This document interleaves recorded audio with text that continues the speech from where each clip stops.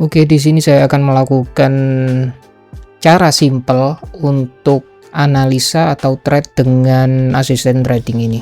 Kita hanya perlu dua zona. Pertama, zona busur patah 2, dan kedua zona koreksi ini. Ini zona false break, sama-sama zona false break. Di sini kita kebetulan harga sedang mendekati zona 4048 di time frame 15 menit.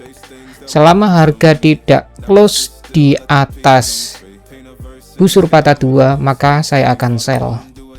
Di sini kita bisa sell 0,02 ini ya, sebagai tester saja.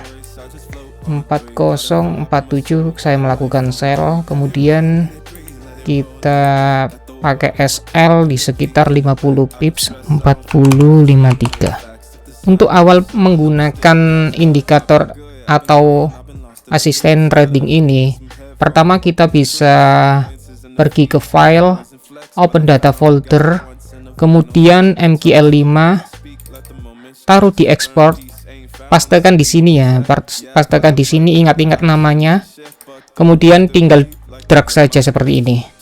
Nah, drag saja seperti ini, tinggal oke saja ya. Kemudian untuk settingannya yang paling penting itu hanya SL, ini SL, sama maksimal spread entry saya buat di 300 atau 500 biar nggak ketolak nanti kalau spreadnya melebar. Sayang sudah analisa tapi spreadnya melebar, kemudian kita gagal untuk entry. Ini saya sekarang masih menunggu ke trigger dulu zona ini di time frame M5 di dekat zona koreksi. Kebetulan ini momennya cukup bagus di time frame M15 busur patah, kemudian di time frame M5 nya sedang di zona koreksi.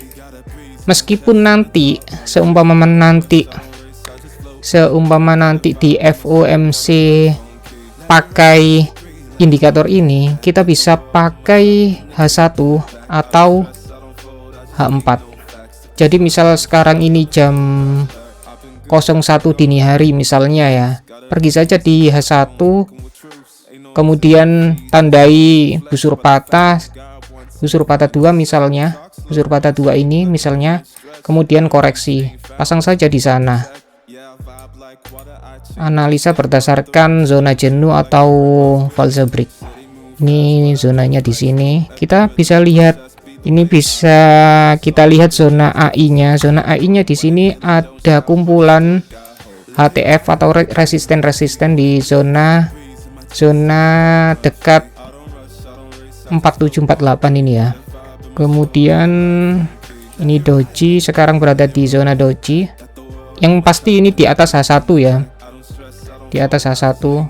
Kita tinggal menunggu sweep baru dia akan terjun. Analisa sebenarnya seperti itu, simple. Kalau di sini ada, di video sebelumnya sudah saya jelaskan ya.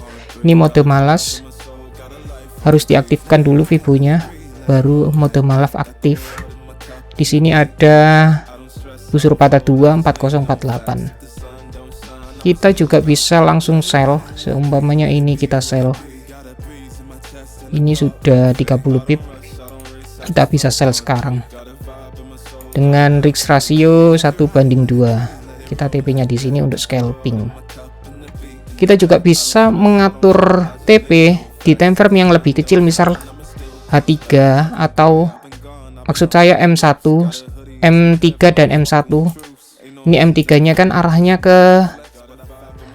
ke sini kan. Ini arahnya ke sini.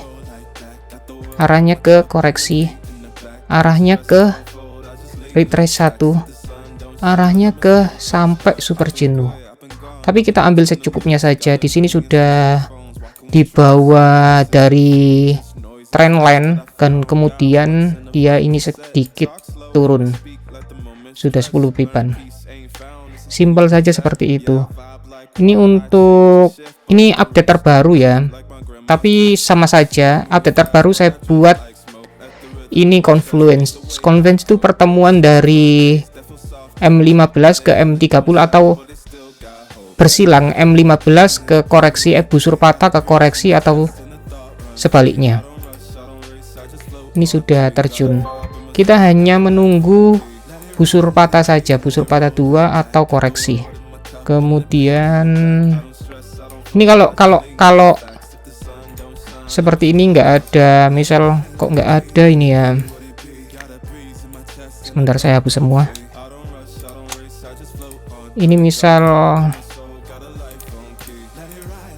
misalnya kok nggak ada Fibunya, di sini kan ada Fibu on off nya.